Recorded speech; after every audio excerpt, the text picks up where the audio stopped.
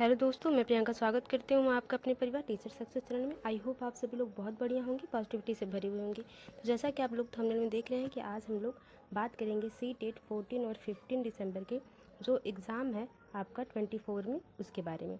अंतिम समय में क्या करें और सेंटर पर क्या क्या लिए जाना है आपको, बचे हुए समय में कितना पढ़ना है और पेपर 2 के लिए क्या पढ़ना है, क्योंकि बहुत से ऐसे छात्र और छात्राएँ हैं जिनको पेपर 2 में बहुत प्रॉब्लम्स है। ठीक है, तो हम उन पे भी चर्चा करेंगे कि लास्ट यानी कि आपके पास अगर 14 को है आपका एग्ज़ाम, फिर भी 15 को भी है अगर, तब भी आपके पास जिनका 15 को है उनके लिए एक दिन का समय है, तो एक दिन में भी आप अच्छा खासा रिवीजन कर सकते हैं।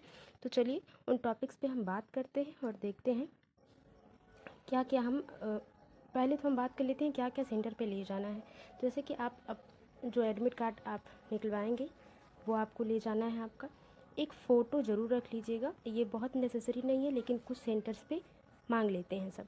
ठीक है, और आपका आधार कार्ड। ठीक है, आधार कार्ड आपका मोस्ट इम्पॉर्टेंट है। तो ये 3 चीज़ें तो आपको नेसेसरी ले जानी है। और दूसरी पॉइंट हम बात कर रहे थे कि अब लास्ट समय में हम क्या करें पेपर 1 के लिए। ठीक है, पेपर 1 की अगर बात कर ली जाए तो अब आप कुछ ना करिए, कुछ नया मत पढ़िए, नया मत पढ़िए। और जो भी आपने नोट बनाए हैं या जो भी नोट आपने तैयार कर रखे हैं उसको आप रिवाइज़ करिए, क्योंकि जितनी बार आप रिवाइज़ करेंगे वो आपके लिए इम्पॉर्टेंट होता जाएगा। इसलिए क्योंकि जो चीज़ें आपने लिखी हैं अब तक पढ़ी हैं वो आपके माइंड में स्टोर हो जाएंगी। ठीक है, और भी अगर कुछ करना है तो आप प्रैक्टिस सेट कर सकते हैं ना, यानी कि जिनका 15 को है वो प्रैक्टिस सेट बिल्कुल कर सकते हैं। 15 के में जो एग्ज़ाम है जिन बच्चों का, उनके लिए एक प्लस पॉइंट है कि 14 में जिन बच्चों का एग्ज़ाम होगा उनके पेपर एनालिसिस से आपको पता चल जाएगा कि एग्ज़ाम का पैटर्न किस प्रकार से आ रहा है। ठीक है, तो ये तो बात हो जाएगी। अब अगर बात कर लूँ मैं और भी सब्जेक्ट के बारे में, यानी कि CDP के बारे में।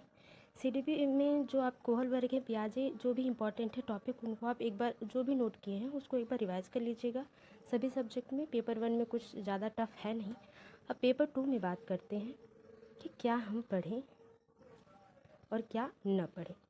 अगर साइंस वाले बच्चों की बात कर ली जाए तो इसमें भी NCERT आप एक बार ज़रूर रिवाइज़ करके जाइएगा। अगर आपने NCERT भी लिखी है और उसकी पैडागॉजी भी, अगर आपके पास बहुत समय जो है नहीं मिल पाता है तो आप क्या कर सकते हैं कि जो NCERT है बस उसका रिवाइज़ कर लीजिए और पैडागॉजी छोड़ सकते हैं, क्योंकि पैडागॉजी जो है लैंग्वेज बेस्ड आती है। तो लैंग्वेज बेस्ड जो क्वेश्चंस हैं वो आसानी से हल किए जा सकते हैं, चाहे वो साइंस के हों या SST के हों।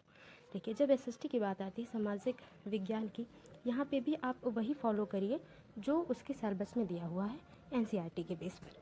ठीक है, अगर 6 to 8 तक आप NCERT कंप्लीट कर पा रहे हैं तो 9 10 की बहुत इंपॉर्टेंट नहीं रहती है। आप 6 to 8 अगर कर रहे हैं तो आप अच्छा स्कोर कर सकते हैं। ठीक है, अब लास्ट में हम बात कर लेते हैं कि कॉन्फिडेंस कैसे बढ़ाएं, क्योंकि बहुत ज़्यादा इम्पॉर्टेंट हो जाता है जो बच्चे नए हैं उनके कॉन्फिडेंस की।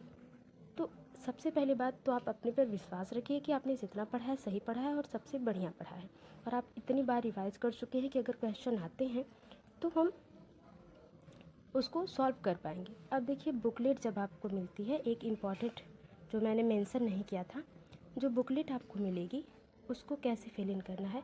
पहले आप पेपर, एक पेंसिल ज़रूर लेके जाइएगा, पेपर पढ़ लीजिएगा और पेपर में टिक कर लीजिएगा कि पहले का चौथा ऑप्शन सही है, दूसरे का तीसरा ऑप्शन सही है, जैसा भी आपको सही लगेगा क्वेश्चन को, ऑप्शंस को पढ़कर जो है छोटी छोटी टिक्स बना लीजिएगा पेपर में। उसके बाद बुकलेट में भरना शुरू करिएगा। ऐसा नहीं कि क्वेश्चन पेपर में पढ़ें और बुकलेट में आंसर करें। ठीक है, आप इस काम को फास्ट भी कर सकते हैं, ये इम्पॉर्टेंट हो जाएगा। ठीक है, तो ये जो ज़रूरी बातें थी मेरे हिसाब से मैंने वो शेयर करी आपके साथ, और आप सभी लोगों का एग्ज़ाम अच्छा हो, इसी मनोकामना के साथ आज की क्लास को ख़त्म करते हैं। मिलते हैं अगली वीडियो में। Bye bye, take care, be positive, be motivated. धन्यवाद।